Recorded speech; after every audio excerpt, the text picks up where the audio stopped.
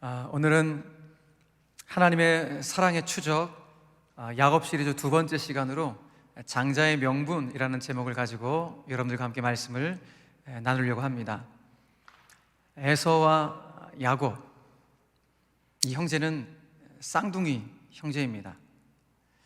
이 형제들은 어머니 뱃속에 있을 때부터 싸움박질을 해댔습니다. 쌍둥이 부모님은 이들이 태어나는 과정을 보면서 이들의 이름을 지어주었습니다. 먼저 나온 녀석은 살결이 불구스름하고 털이 많아서 거칠다 라는 뜻의 에서라고 이름을 지어주었고, 나중에 나온 녀석은 형의 발꿈치를 잡고 나왔다 그래서 발꿈치라는 뜻의 야곱이라고 이름을 지어주었습니다. 어머니 태중에 함께 나왔던 쌍둥이 형제인데, 이 형제는 외모는 말할 것도 없고 그 성격과 기질과 성장 과정이 달라도 너무 다릅니다. 영 딴판입니다. 오늘 성경은 그 사실을 이렇게 증언해주고 있습니다. 본문 27절 말씀입니다. 그 아이들이 장성함에 에서는 익숙한 사냥꾼이었으므로 들사람이 되고, 야곱은 조용한 사람이었으므로 장막에 거주하니 라고 우리에게 말씀해주고 있습니다. 자, 오늘 성경은 에서와 야곱이 장성한 상태의 모습을 우리에게 보여주고 있는데, 에서는 들판의 사람이 되었다, 아주 사냥에 익숙한 들판의 사람이 되었다라고 우리에게 말씀해 줍니다. 그러니까 에서가 들판의 사람이었다고 하는 것은 에서의 기질 자체가 굉장히 호탕했다는 것이죠.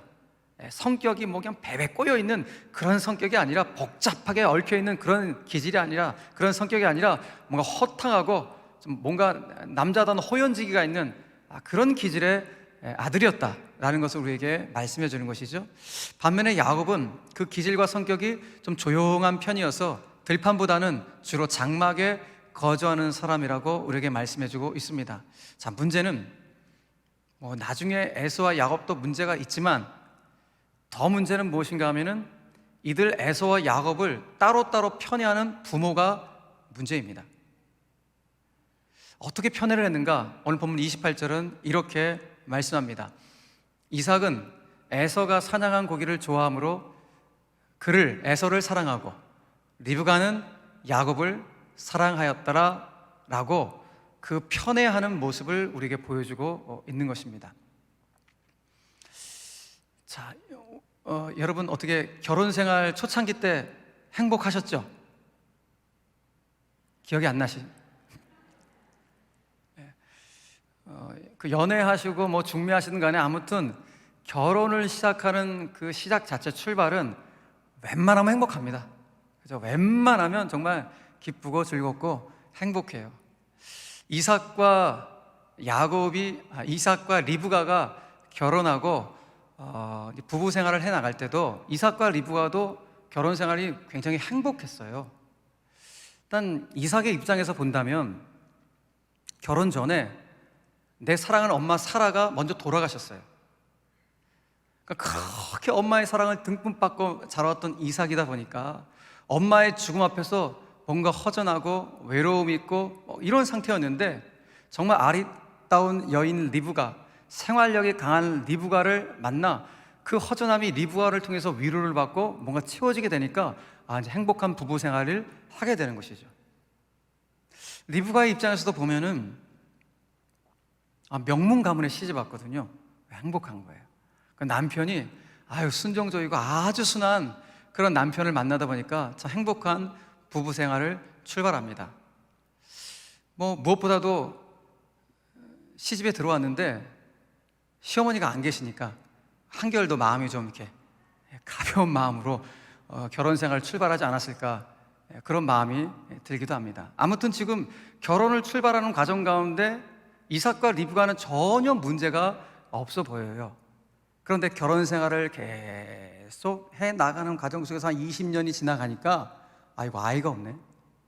이 당시에 아이는 축복의 상징인데, 그 가문에 아이가 자손이 없다는 것은 그 저주받은 그런 가문인데, 그 20년이 지나도록 아이가 없으니 그 큰 대가 끊기는 문제가 생기게 된 것입니다. 엄청 큰 문제죠. 그런데 지난주 우리 말씀 받듯이 이삭이 자기 아내 리브가의 임신을 위하여 여호와께 기도했더니 여호와께서 응답하셨더라. 하나님이 응답하셔서 그것도 한 방에 쌍둥이를 보내심으로 말미암아 이 문제도 해결이 잘 되었어요. 그것도 이제 부부 생활을 쭉 가는데, 그래서 이번에는 좀 심각한 문제가 생긴 거예요. 또 문제가 생겼어요. 그래서 이삭과 리브가 가정을 보면서 우리 가정만 그런 거 아니구나. 이삭과 리브가 가정도 이렇게 문제가 있구나. 그러니까 문제 없는 가정은 없죠. 그러니까 우리 가정들도 실은 문제가 없는 것처럼 가리고 있을 것이고 문제가 없는 것처럼 보이게 할 뿐이지 문제 없는 가정이 없어요. 하나가 해결되면 또 하나 문제가 생기고 이렇게 계속 문제를 해결하며 살아가는 그런 가정이 어쩌면 우리의 가정인지도 모르겠습니다. 이삭과 리브가의 가정이 그런 거예요. 그러니까 이번에 터진 이 문제는 좀 심각해요. 어떤 문제인가? 이삭은 이삭대로, 리브가는 리브가대로 그 쌍둥이 아들들을 각각 편애하는 편애의 문제가 생기게 된 것입니다. 그러니까 이삭은 장남 에서를 편애하고 엄마 리브가는 차남 야곱을 편애하는 것입니다. 자, 그렇다면 이삭은 왜 장남 에서를 편애했을까? 정확한 이유는 우리가 이삭을 만나고 물어봐야 알겠지만은 창세기의 전반적인 흐름을 봤을 때 이런 마음이 있어서 에서를 편애하지 않았을까 그런 생각이 드는데, 무엇인가 하면은 여러분, 이삭 자체가 본인이 자기 아버지 아브라함이 나이 100세 때 얻은 너무너무 소중한 100세 때 얻은 존재가 본인 이삭이에요. 그러니까 본인 자체가 아버지 아브라함과 엄마 사라를 통해서 끔찍한 사랑을, 엄청난 지극정성의 사랑을 받아왔던 존재가 이삭 본인이에요. 근데 이삭에게는 이복 형이 있었어요. 이스마엘이라는 이복 형이 있었는데, 아니 형보다 아버지 어머니가 나를 너무 끔찍하게 편애하며 사랑하시니까 그런 편애를 직접 받아왔던 장본인이 누구예요? 이삭이에요. 그러니까 자라오면서 이복형 이스마엘에 대한 미안함, 죄책감 이런 것들이 분명히 있었을 것 같아요. 그래서 이삭이 결혼 이후에 그 이스마엘 형에 대한, 이복형에 대한 미안함과 죄책감을 누구한테? 자기 장남 에서한테 해소하려고 하지 않았을까, 이런 묵상이 되어지기도 합니다. 자, 아무튼 이건 이삭의 편애였는데, 더 심각한 편애는 엄마의 편애. 리브가가 야곱을 편애하는데 이 편애는 이게 좀 이삭이 에서를 편애한 비할 바가 되지 않을 정도로 그 정도가 너무 심각했어요. 어느 정도로 편애했습니까? 여러분, 아브라함, 이삭, 그 다음 장남인 에서가 하나님께서 아브라함께 주신 언약의 축복을 받아야 할 순서예요. 아브라함 다음에 이삭 다음에 에서가 그 엄청난 축복을 받아야 할 순서예요. 그런데 이 리브가가 자기 차남에게 그 에서의 축복권을 빼앗아 오려고, 그래서 자기 남편에게서 우리 차남에게 그 축복을 주게 하려고 조작을 하죠. 어떻게 조작합니까? 꾸미는 거예요. 야곱을 에서처럼 변장을 시켜요. 에서가 털이 많은데 야곱은 털이 없으니까 맴매탄 그 피부결에다가 털을 막 닥지닥지 붙여요. 붙여서 에서처럼 변장시키는 조작까지 하면서까지 그 축복권을 빼앗아 오려고 했던 엄마가 리브가예요. 그러니 이 리브가의 편애를 통해서 어떤 일이 벌어집니까? 에서가 열받은 것이죠. 자기가 받아야 될 축복권을 빼앗아 가려고 하니까 에서가 열이 받아갖고 자기 동생 죽이려고 하는 거예요. 그러니까 내가 그렇게 사랑하는 이 차남 야곱을 그 장남이 죽이려고 하니까 어떻게 합니까? 살려야죠. 어떻게 살릴까 하다가 자기 오빠 야곱의 외삼촌 라반의 집으로, 저 밧단 아람에 있는 라반의 집으로 일단 피신을 시켜야겠다. 그리고 야곱아, 잠깐 너 피신했다가 얼마 후에 보자 라고 생각했을지 모르지만 그 얼마 후가 무려 20년이 됩니다. 리브가는 20년 동안 그렇게 애지중지했던 사랑스러운 야곱을 보지 못하는 어이없는 일이 벌어지게 됩니다. 그 편애의 결과 또 어떤 일이 벌어집니까? 야곱을 그렇게 편애했더니 그 편애가 야곱에게 그대로 대물림이 되어요. 훗날 야곱이 결혼을 해서 여인 4명을 만나죠. 그 중에서 가장 사랑했던 여인이 라헬이에요. 그 라헬을 통해 낳은 아들이 요셉과 베냐민이에요. 그런데 야곱이 그 나머지 아들들보다도 요셉과 베냐민을 너무 편애하는 거예요. 요셉을 지극히 편애하는 거야. 그러니까 야곱의 다른 아들들이 요셉을 시기 질투해서 어떻게 합니까? 요셉을 죽음의 구렁텅이에 집어넣는 이런 일들이 벌어지게 되는 것이죠. 그러니까 부모의 독이 든 사랑이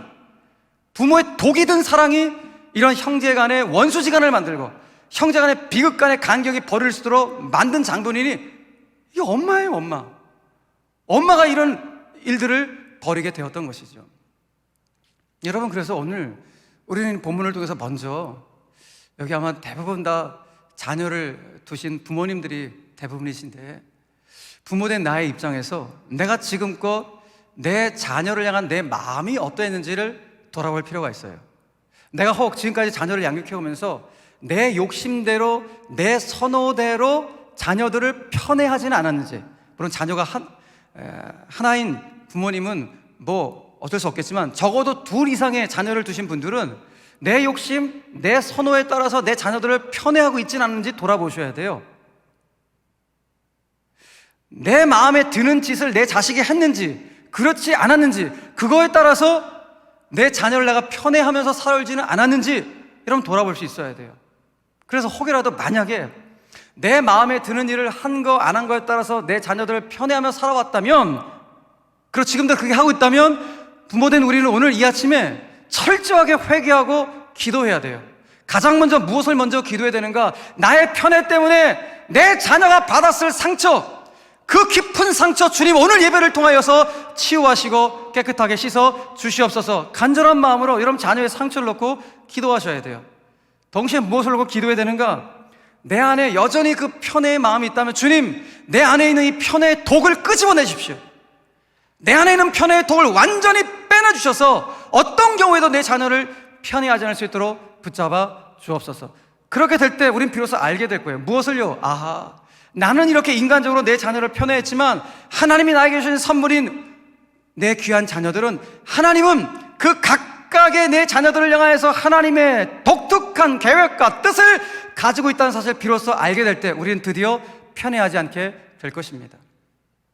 자, 오늘 우리는 본문을 통해서 하나 더 생각해 볼 것이 있는데, 오늘 에서와 야곱, 이 두 형제 간에 벌어진 이 안타까운 상황을 바라봤을 때, 특별히 이 형제들이 장성한 상태거든요. 이삭이 40살 때 결혼하고 20년이 60살 때 이 쌍둥이를 낳았으니까. 근데 이 쌍둥이들이 장성했대요. 그러니까 적어도 한 20살 정도 됐겠죠. 그러니까 지금 이삭은 적어도 나이가 80 정도 되었을 때 이 상황이에요. 이때 이삭과 리브가의 부부관계가 이거 안 좋았구나. 이 황혼역에 이 이삭과 리브가의 부부관계가 이거 안 좋았구나 라는 것을 짐작해 보게 됩니다. 목사님, 그 나이 되면 다 안 좋아져요, 뭐 이렇게 말씀하시면 모르겠지만은 아무튼 부부관계가 너무 안 좋은 거예요. 왜 그렇습니까? 만약 부부관계가 좋았다면 각각 부부가 갈라져서 나는 얘를 사랑하고 나는 얘를 사랑할 거야 이렇게 편애하지 않았을 것이기 때문에 그렇습니다.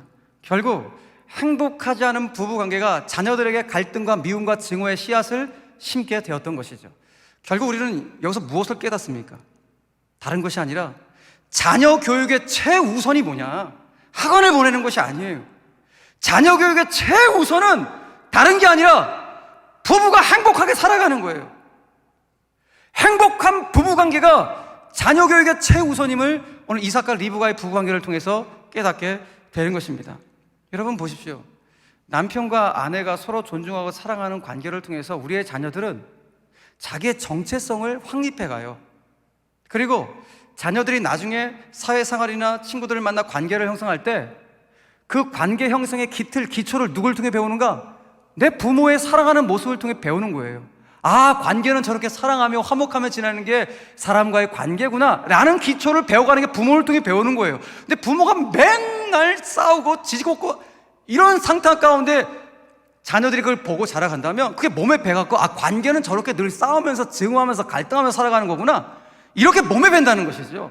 이게 얼마나 무섭습니까? 여러분, 그렇기 때문에 아빠가 자녀에게 줄 수 있는 최선의 선물이 뭔지 아세요? 아빠가 내 자녀에게 줄 수 있는 진짜 최고의 선물은 다른 게 아니에요. 그 아이의 엄마를 지극정성으로 사랑하고 존중하고 행복하게 만들어주는 것, 그게 자녀를 사랑하는 거예요. 자녀에게 줄 수 있는 최고의 선물은 아빠는 엄마를, 엄마는 아빠를 존중하며 사랑해주는 그 모습을 보여주는 것, 그렇게 살아가는 것, 그것이야말로 자녀를 사랑하고 자녀의 최고의 선물이라는 것입니다. 사랑하는 성도 여러분, 저는 우리 제일교회 모든 성도들의 가정에는 편애로 인한 아픔과 상처가 생기지 않는 정말 아름다운 가정이 되기를 간절히 바랍니다. 무엇보다도 여러분들의 부부관계가 중년의 부부건 노년의 부부 간에 여러분 정말 부부관계 잘 이루셔야 됩니다. 우리의 부부관계가 주님 부르시는 그날까지 정말 행복한 부부관계가 되어서 우리를 통하여 우리의 자녀들이 영적으로나 정서적으로나 관계적으로 주님 건강하게 자라갈 수 있도록 은혜를 베풀어 주옵소서. 이것이 오늘 저와 여러분들의 기도의 제목이 되기를 간절히 바랍니다.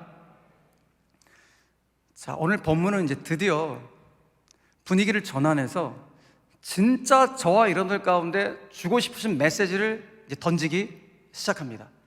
어떤 메시지를 오늘 이 아침 가운데 우리에게 주려고 하시는가? 자, 오늘 본문 29절, 30절 말씀입니다. 우리 같이 한번 읽겠습니다. 시작. 야곱이 죽을 쑤었더니 에서가 들에서 돌아와서 심히 피곤하여 야곱에게 이르되 내가 피곤하니 그 붉은 것을 내가 먹게 하라 한지라. 그러므로 에서의 별명은 에돔이더라. 아멘.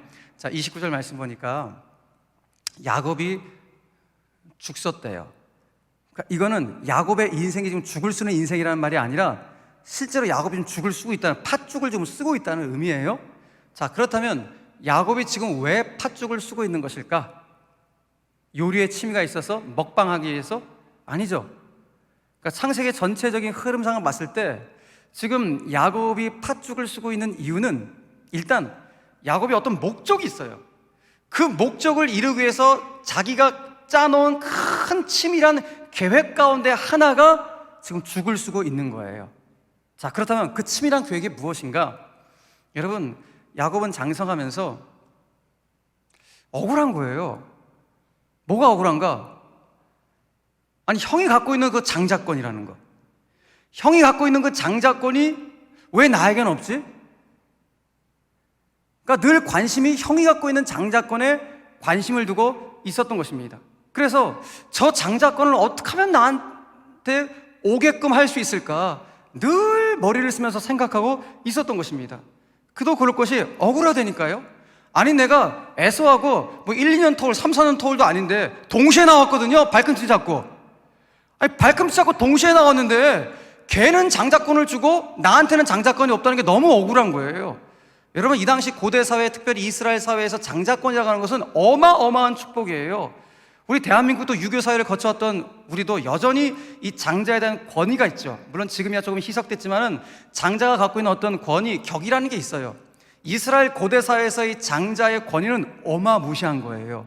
일단 기본적으로 부모의 재산을 상속받을 때 다른 형제들보다 무조건 법이에요. 2배를 받아요. 예. 그럼 무엇보다 이 가문 보세요. 지금 이삭과 리브가의 가문, 그러니까 아브라함 가문이죠. 이 가문은 지금 아브라함 가문이에요. 하나님이 아브라함에게 네 자손들 가운데 엄청난 복을 주겠다고 이미 언약을 준 가정이라고요. 그러니 그 하나님의 엄청난 언약의 복이 장손들을 통하여 흘러내려가는데 아브라함, 이삭, 그 다음에 에서라고요. 근데 야곱의 입장에서는 아니, 내가 얘하고 동시에 나왔는데 왜 장자권을 얘한테 줘야 되는 거야? 이런 억울함이 늘 있는 것이죠. 그래서 마음속 가운데 내가 저 장자권을 어떻게 빼앗아올 수 있을까? 늘 생각하는 거예요. 그래서 야곱은 늘 형을 연구해요. 여러분, 오늘 성경에 말하죠. 야곱은 어떤 사람이다? 조용한 사람이다. 야곱은 조용한 사람이에요. 좀 기질이 좀 성격이 좀 조용하신 분들 대표적인 특징이 뭡니까? 조용하시지만 볼 건 다 보시고 들을 건 다 들으시잖아요. 그리고 관찰력이 아주 뛰어나시고 연구하는 거, 책 읽는 거 좋아하세요. 조용한 분들이 특징이에요. 야곱이 그래요. 야곱이 조용한 사람이래요. 관찰력이, 연구가 아주 비상한 사람이 야곱이었어요. 근데 뭘 연구한 거예요? 뭘 관찰한 거예요? 지형을. 맨날 지형을 관찰하고 연구하는 거예요. 왜요? 저 형이 가지고 있는 장자권을 어떻게든 빼앗아 오려고 지형을 늘 연구하는 거예요. 형은 맨날 뭘 연구해요? 맨날 싸돌아다니면서 짐승만 연구하고 사냥감만 연구하는데 얘는 늘 형을 연구하는 거야. 형의 장자권을 갖고 오려고. 예. 그러나 드디어 야곱이 형을 연구, 묵상, 관찰한 결과 결론을 딱 낸 거예요. 야, 쟤에서 우리 형은 쟤는 배고프면 정신을 잃어버리는 애구나. 우리 형은 배가 고프면 정신을 잃어버리는 애야. 이걸 결과를 딱 낸 거예요. 배가 고프면 앞뒤 안 가리고 그냥 무조건 성급하게 조급하게 결정을 내리는 스타일. 아, 이런 스타일이 에서구나 라는 것을 딱 파악을 하게 된 것이죠. 그래서 치밀한 계획 가운데 오늘 죽을 쓰고 있는 것인데, 그래서 야곱은 치밀한 계획이 어느 정도까지 갔는가? 형 에서가 사냥을 하려고 나아갔다가 집에 돌아오는 시간이 어느 때인지까지 쫙 파악을 했을 것 같아요. 예. 이날은 이때 갔다 이렇게 아, 거의 대부분 이때 돌아오네? 그래, 내가 이때 팥죽을 써야겠다. 팥죽을 싹 쓰는 거예요. 예. 형이 딱 돌아온 거예요. 돌아오니까 팥죽 냄새 그거 뭐 기가 막히죠, 뭐 그냥. 예. 배고파 죽겠는데 냄새가 너무너무 기가 막힌 거예요.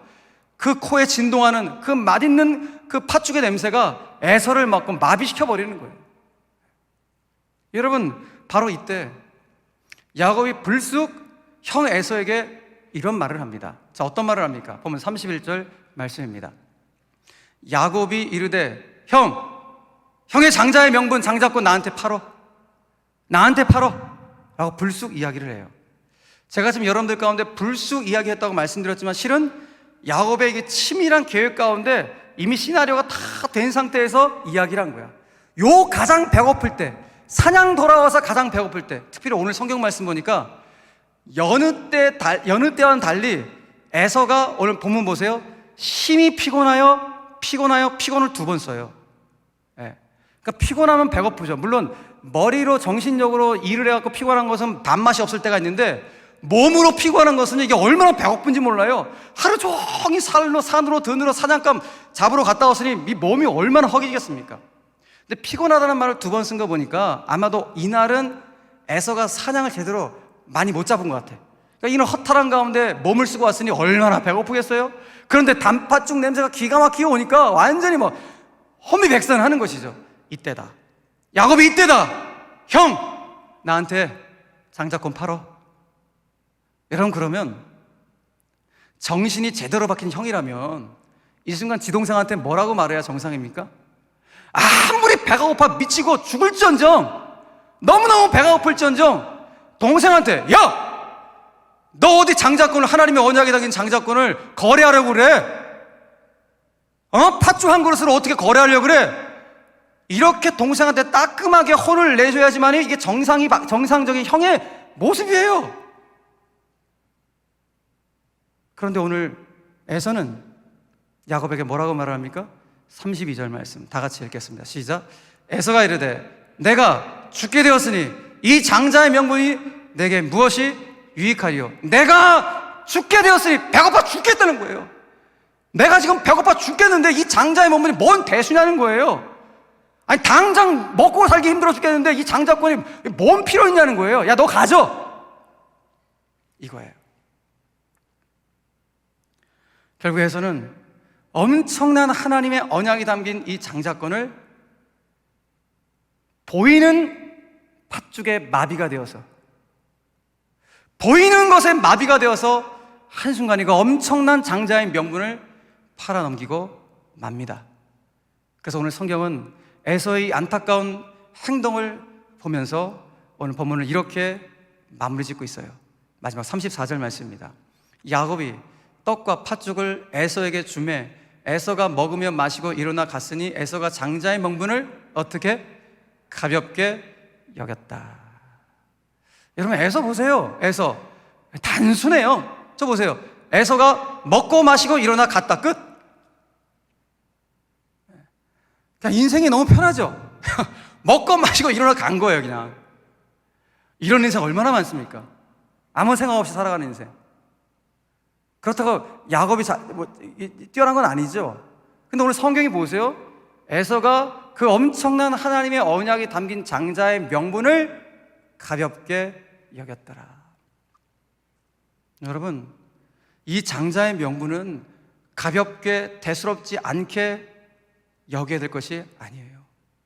정말 무겁고도 소중하게 여겨야 될 것이었는데 에서는 이 소중한 것을 너무 가볍게 치부하면서 내동댕이 쳐버렸던 것입니다. 오늘 우리는 우리의 삶을 돌아봐야 돼요. 나는 내 신앙의 여정 속에서 진짜 무겁고도 소중하고 중요한 것을 가볍게 여기고 있는가?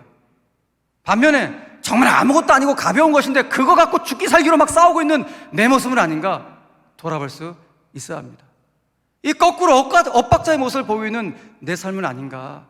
오늘 여러분 이 에서의 모습을 통해서 우리의 삶을 반치해 볼 수 있어야 하는 것입니다.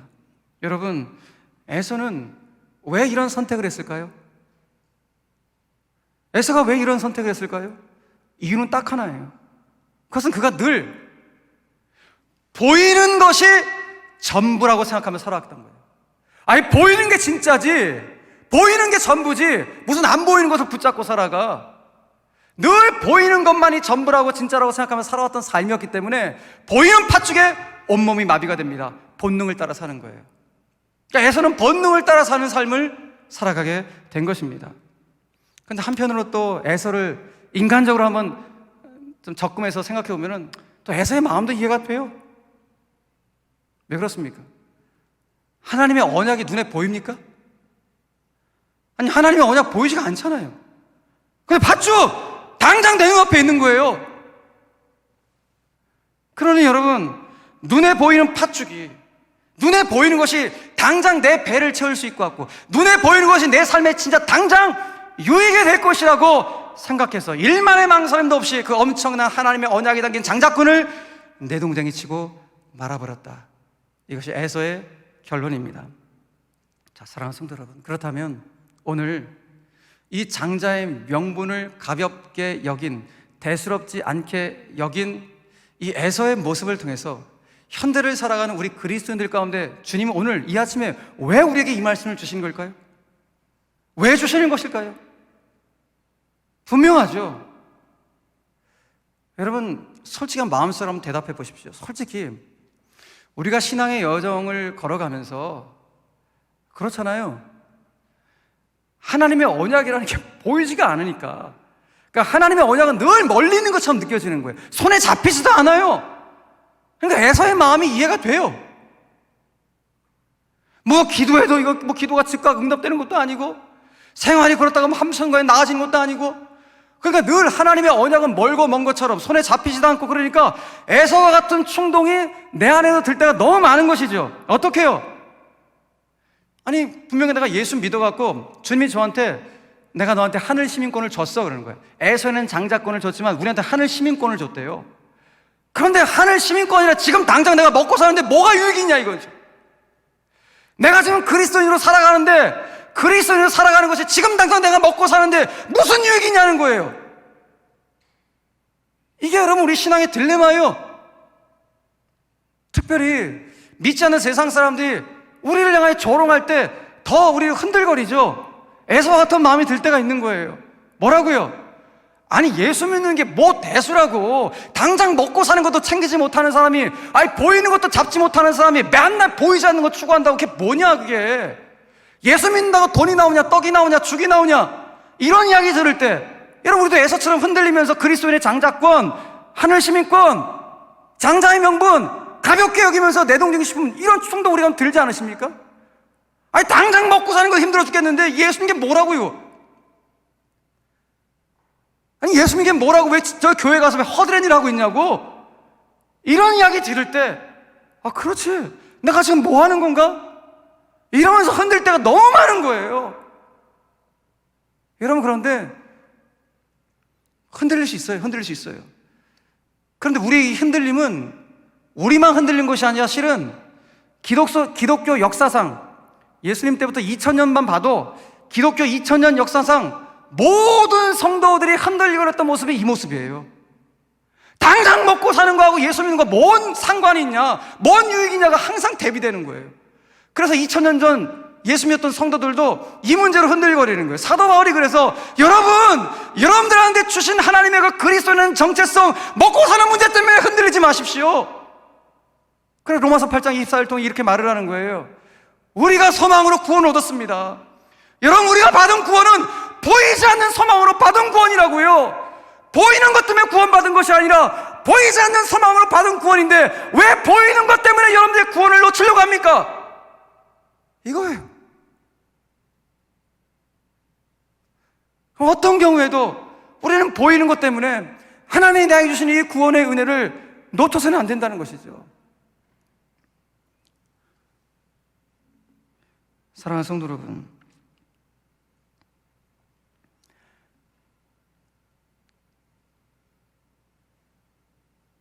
우리에게 주신 이 장자의 명분, 하늘 시민권의 명분, 성도의 정체성, 그리스도인이라는 이 정체성, 여러분, 우리도 자칫하면 에서처럼 가볍게 여길 순간이 너무너무 많이 찾아옵니다.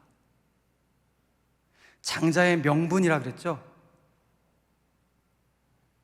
여러분, 우리 그리스도인들은 바로 맞아요. 그 명분을 붙잡고 살아가는 자들이에요. 명분과 진리가 늘 충돌하며 우리 가운데 다가올 때 그 보이는 것 하나 얻기 위해서, 아니면 내 거 잃어버리지 않기 위해서 그 명분을 가볍게 여기는 자가 아니라, 그 진리 추구하기 위해서 명분을 버리는 자가 아니라 그 장자의 명분을 붙잡고 살아가는 자들이 성도라고요. 이걸 주님이 오늘 말씀하고 있는 것입니다. 사랑하는 성도 여러분, 제가 오늘 여러분들 가운데 이 강단에서 너무 소리질러 죄송합니다. 그런데 저는 우리 성도님들이 삶의 자리에서 이런 살아가시는 게 얼마나 고단하고 힘겨운지 저도 잘 알고 있습니다. 특별히 여러분들이 그 삶의 터전에서, 삶의 자리에서 땀 흘려 일하시면서 특별히 그리스도인으로 살아가신다고 하는 것, 그 세상 한복판에서 그리스도인으로 살아가신다는 게 이게 얼마나 어려운 일인지 저도 잘 알고 있습니다. 그런데 그럼에도 불구하고 오늘 주님이 저에게 선포하라는 거예요. 우리 성도들 가운데 선포하라는 거예요. 보이는 것 때문에, 그 보이는 팥죽 하나 때문에 이 엄청난 믿음의 장자권을, 이 엄청난 성도의 정체성을, 이 엄청난 그리스도의 명분을 잃어버리지 않을 수 있도록 네 사랑하는 성도들을 붙잡으라고 오늘 저에게 말씀하고 있는 것이죠. 사랑하는 성도 여러분, 아멘이십니까? 물론 그렇다고 해서 야곱이 잘한 거 하나 없죠. 야곱이라고 해서 잘한 것 하나 없습니다. 형의 약점을 미끼 삼아갖고 장자권을 빼앗은 야곱의 이 모습은 분명 두말할 것도 없이 비도덕적이고 영적이지도 않습니다. 나쁜 놈이에요.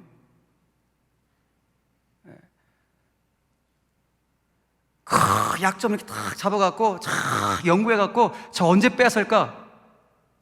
그러니까 야곱 볼 것도 없어요, 실은. 여러분, 야곱은 어렸을 때부터 엄마의 편애를 받아왔다고요.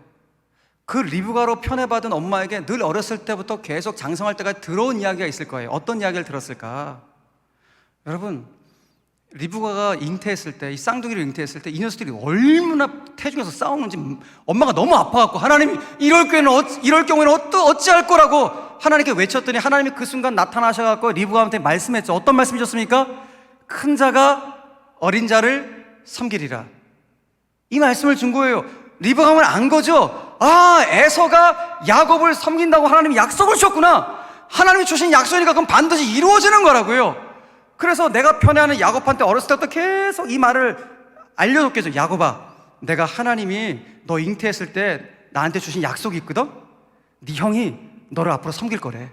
이거 진짜 일어나는 거니까 너 이거 믿어라. 그러니까 늘 이거 들으면서 성장한 거예요. 그런데 성장했는데 그 약속을 직접 받은 리브가도 기다리지 못하고 그 약속을 말씀을 들었던 야곱도 기다리지 못하는 거예요. 자기들의 힘으로, 자기들의 꾀로 그 장자권을 가져오려고 하는 리브가와 야곱의 모습. 여러분, 그러니까 야곱이 그 형한테 장자권 자기 꾀를 동원해갖고 안 가져와도 그냥 하나님의 때에, 하나님의 타이밍에 분명히 큰 자가 어린 자를 섬기라는 그 약속을 이루시게 할 거라고요. 근데 기다리지 못해요. 근데 우리의 신앙이 여전히 그렇다고요. 기다리지 못해요. 기다리지 못해서 또 내 실력 가지고 한다고, 내가 가지고 있는 뭐 좀 가지고 한다고 그렇게 하다가 야곱 같은 인생을 살아갈 때가 너무 많은 거예요. 여러분, 야곱 분명히 하나님이 선택한 사람이었다고요. 야곱은 하나님이 선택한 길이 있었어요. 그 길을 믿음으로 순종하며 가면 됐어요. 근데 야곱은 뭐예요? 자기 꾀를 동원한다고요. 그래서 그 길이 아니라 뱅뱅뱅뱅뱅뱅 돌다가 성경이 말씀합니다. 험악한 세월을 살았더라. 엄청 험악한 세월을 살다가 그의 인생이 마무리되는 거예요. 물론 정말 변화된 하나님이 사랑의 추적을 통해서 이스라엘로 변화되는 놀라운 역사가 있었지만 뱅뱅뱅 돌아가는 거예요. 여러분, 우리 인생이 그럴 수 있다고요. 내가 갖고 있는 꾀가 어느 정도라고 여러분 그거 사용하시려고 합니까? 아니라고요. 하나님 가운데 주신 약속이 있다고요. 근데 혹여라도 리브가처럼 야곱처럼 여러분 그 약속 기다리지 못해갖고 안절부절하지 마시고 하나님이 우리 가운데 주신 약속을 여러분 철저히 믿으시고 믿음의 길을 걸어갈 수 있는 우리 모두가 되기를 간절히 바랍니다. 여러분, 그럼에도 불구하고 오늘 성경이 에서와 야곱, 물론 이 에서와 야곱 보십시오. 똑같이 못났죠? 똑같이 부족하고 똑같이 문제 있는 아들들이에요. 에서는 그 배고픈 거 못 참아갖고 성급하게 결정을 했고, 야곱은 약속받은 거 기다리지 못하고 조급하게 결정했어요. 얘는 성급하고 얘는 조급, 똑같아요. 다 부족해요. 잘난 게 아무것도 없어요. 근데 그럼에도 불구하고 오늘 성경이 에서와 야곱 중에서 정말 중요한 차이점으로 강조하고 있는 게 뭐예요? 우리에게 말씀하려고 하는 것입니까? 다른 게 아니에요. 에서는 보이는 것 때문에 보이지 않는 영원한 언약의 장자권을 가볍게 여겼지만 야곱은 그럼에도 불구하고 보이지 않는 하나님의 언약, 그 언약에 담긴 장자권을 소유하려고, 붙잡으려고 했다. 이것이 바로 에서와 야곱 가운데 있는 중요한 차이점을 우리에게 말씀해주고 있는 것입니다. 그래서 이게 얼마나 중요했는지 히브리서 기자가 이 장자권을 가볍게 여기고 내동댕이 친 에서에게 이렇게 일침을 가합니다. 자, 히브리서 12장 16절 말씀 보니까 음행하는 자와 혹 한 그릇 음식을 위하여 장자의 명분을 판 에서와 같이 망령된 자가 없도록 살피라. 하나님의 교회를 향해 이렇게 말씀하는 거예요. 그러니까 교회 갈 일이 바로 이거라는 거예요. 성도들이 망령된 자가 되지 않을수록 막아야 된다는 거예요. 그러니까 목회자가 해야 될 사명 중에 중요한 사명이 뭐예요? 저도 그렇고 여러분들도 그렇고 하나님이 보실 때 망령된 자가 되지 않도록 해야 된다는 거예요. 그럼 뭐가 망령된 자인가? 오늘 중요한 것은 히브리서 기자가 장자의 명분을 가볍게 여기고 내동댕이 친 그 에서와 누구를? 음행한 자를 같은 순으로 보고 있다는 거예요. 음행한 자와 성도의 명분, 그리스도의 명분을 내다버린 그 사람을 음행한 자와 같은 수준으로 보고 있다. 그래서 자기의 영혼을 망하는 수준으로 내던쟁이 친 그 망령된 자라고 성경이 말씀하고 있다는 것이죠. 그러니까 성경이 오늘 우리에게 뭘 말합니까? 당장 눈에 보이는 팥죽, 그거 실리 하나 챙기려다가 영원한 가치를 놓치는 그런 어리석은 망령된 자가 결코 되어서는 안 된다. 이것을 오늘 우리에게 말씀해주고 있는 것이죠. 사랑하는 성도 여러분, 우리가 최근에 우리 교회에서 많이 부른 찬양도 있지만은 사도 바울은 고린도 후서에서 저와 여러분들의 성도의 명분을, 성도의 정체성을 어떻게 우리에게 선언해 줬습니까? 고린도서 6장 말씀 보니까 우리는 속이는 자 같으나 참되고 무명한 자 같으나 유명한 자요 죽은 자 같으나 보라 우리가 살아있고 징계를 받는 자 같으나 죽임을 당하지 아니하고, 다 같이 시작. 근심하는 자 같으나 항상 기뻐하고 가난한 자 같으나 많은 사람을 부유하게 하고 아무것도 없는 자 같으나 모든 것을 가진 자로다. 할렐루야. 이거예요. 이게 우리 성도의 명분이라고요. 이게 성도의 정체성이라고요. 여러분, 우리 그리스도인들은 실리보다도 명분을 붙잡고 살아가는 존재라고요. 물론 세상은 실리보다 명분을 붙잡고 살아가는 우리들을 계속 조롱할 거예요. 뭔 대수롭지 않은 명분이냐는 것이죠. 세상 끝까지 우리에게 말할 거예요. 무슨 얼어 죽을 명분이냐. 당장 먹고 살기도 힘든 판에 왜 예수 믿는 당신들은 능력도 없으면서 뭐 보이지도 않는 것들 뭐 찾아 나선다고 하냐. 보이는 것도 하나 제대로 찾지 못하면서 그 여러분들이 얘기하는 그 모든 것들은 그 세상에서 실패한 찌질이나 하는 그런 변명에 불과하지 않지. 아니, 당장 먹고 살기도 힘든 판에 그것도 추치 못하면서 무슨 보이지 않는 영원한 세계를 찾는다고 그 난리 없어기냐. 이것이 세상이 우리를 향해 계속 조롱하는 내용들이라고요. 자, 이 조롱 앞에 우리 어떻게 할까요? 세상은 앞으로 계속 우리를 다그쳐 올 거라고요. 이 다그침 속에서 흔들리겠죠. 이게 흔들릴 때 우리 중심을 잡아야 된다고요. 이거 성경이 우리에게 말씀하고 있는 내용인 것입니다. 여러분, 그래서 우리 성도들 중에도 세상에서 삶의 자리에서 받은 그 잠깐의 실패 때문에, 그 잠깐의 실패 때문에 신앙을 등지는 분들, 교회를 등지고 하나님을 등지는 분들이 왕왕 있다는 것이 목회자로서 너무 가슴 아픈 거예요. 여러분, 세상에 있는 것들은 안개와 같은 것들이에요. 있다가 없어지는 것들이에요. 있다가 없어지는 것들 내가 소유하지 못했다고 그게 실패가 아니라고요. 근데 세상은 그거 소유하지 못한 우리들 향하여 실패했다고 우리를 향하여 조롱할지 모르지만 주님은 그렇지 않다는 거예요. 하나님 모실 때 진짜 실패는 뭐예요? 그 영원한 성도의 명분을, 그리스도라는 정체성을, 하늘 심의권한 명분을 떼다버리는 거예요.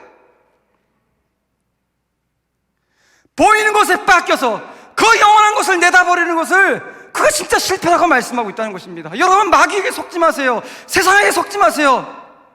여러분, 우리는 그 영원한 명분을 붙잡고 가야 될 사람들이에요.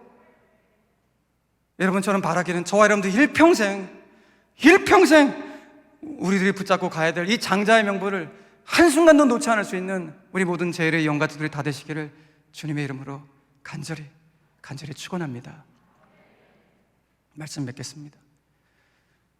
요즘 들려오는 뉴스를 접할 때마다 참 마음이 이게 좀 허하시고 좀 허탈한 분들이 많이 계시겠다라는 생각이 듭니다. 특별히 몇몇 소수의 민간업자들이 수백억, 수천억 원의 돈을 벌었다는 뉴스를 들을 때마다, 야, 나는 지금까지 뭐하고 살았냐? 나는 지금까지 뭐 했냐? 막 이런 허탈감, 이런 마음들이 막 들어요. 그도 그럴 것이, 우리는 어떻습니까? 하루하루 땀 흘려서 한 푼 두 푼 모아서 우리 가족의 생계를 책임지며 살아가는 평범한 우리 국민들의 입장에서는 그 소식을 들을 때마다 허탈감을 넘어서 하루하루 땀 흘려 살아온 내 삶이 뭔가 조롱을 당할 듯한 느낌이 들기 때문에 열받는 것이죠. 여러분, 그런데 열받지 마세요. 그거 부러워하지 마세요. 여러분, 한낱 안개와 같은 그들의 흥청거림을 부러워하지 마시길 바랍니다. 왜냐하면 불의한 그들의 돈잔치는 반드시 부끄러움으로 종결될 것이기 때문입니다. 그러니 여러분, 세상에 보이는 것들 때문에 마음 빼앗겨서 세상 사람들처럼 함께 비틀비틀거리지 말라고요. 부러워하지 마세요. 비틀거리지 마세요. 그거 흥청거림이에요. 마귀는 그거 부러워하게 만들어요. 너도 거기서 흥청거려야지, 같이 비틀거려야지. 아니에요. 여러분, 결코 부러워하지 마세요. 거기에 비틀거리지 마세요. 여러분, 우리는 하늘 시민입니다. 우리는 성도입니다. 우리는 영원한 가치를 향해 달려가는 그리스도인입니다. 저는 바라기는 우리 제일의 모든 성도들은 우리 인생길 속에 찾아오는 수많은 명분과 진리, 내일도 또 찾아올 거예요. 그 수없이 찾아온 명분과 진리 앞에서 하나님이 나에게 주신 하늘 시민권의 명분을, 하나님이 나에게 주신 성도의 명분을, 하나님이 나에게 주신 그리스도라는 이 명분을 어떤 경우에든 놓치지 않고 당당하게 믿음의 길을 걸어갈 수 있는 참 하나님의 사람들이 다 되시기를 주 예수 그리스도의 이름으로 간절히 축원합니다.